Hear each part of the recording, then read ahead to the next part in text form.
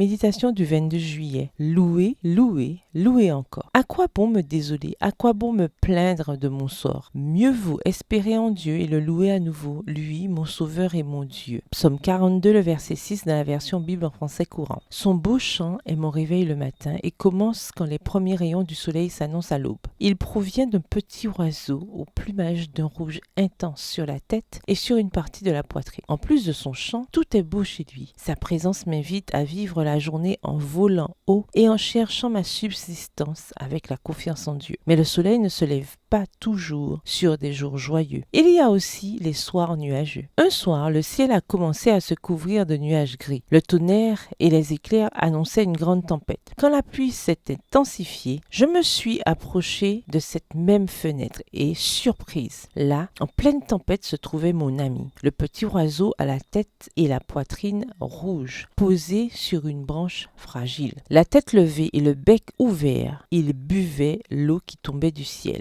Quand ses ailes mouillées pesaient trop lourd, il les ouvrait et les secouait vigoureusement pour continuer à profiter de la tempête. Quand la pluie s'est arrêtée, il a ouvert ses ailes et s'est envolé. Quelle grande leçon il m'a donnée! Ça a été la meilleure mise en scène d'un exercice de confiance en temps de tempête. Puis m'est venue à l'esprit la déclaration biblique: soyez donc sans crainte. Vous valez plus que beaucoup de moineaux. Matthieu 10, verset 31. Ces paroles liées à l'image que j'ai pu apprécier depuis ma fenêtre sont venues me rappeler que, bien que la tempête menace, Dieu a le contrôle et fortifie notre fragilité. Son désir est de nous donner le repos et la paix, et c'est pourquoi nous pouvons toujours le louer, même au cœur de la tempête. La louange est une attitude qui a moins à voir avec les conditions extérieures qu'avec une attitude personnelle qui se développe quand nous avons confiance en ce que Dieu peut nous soutenir en toutes circonstances, moments et lieux. Si vous traversez une dure épreuve en cette période de votre vie, je vous invite à accomplir les actes de louange suivants. Premièrement, levez les yeux vers Dieu, même si les nuages vous empêchent de le voir pour l'instant. Deuxièmement, confiez-lui vos peines. Troisièmement, déposez vos craintes sur lui. Et quatrièmement, ayez la conviction d'être plus en sûreté entre ses mains qu'entre les vôtres. Bonne journée et que l'Éternel vous bénisse.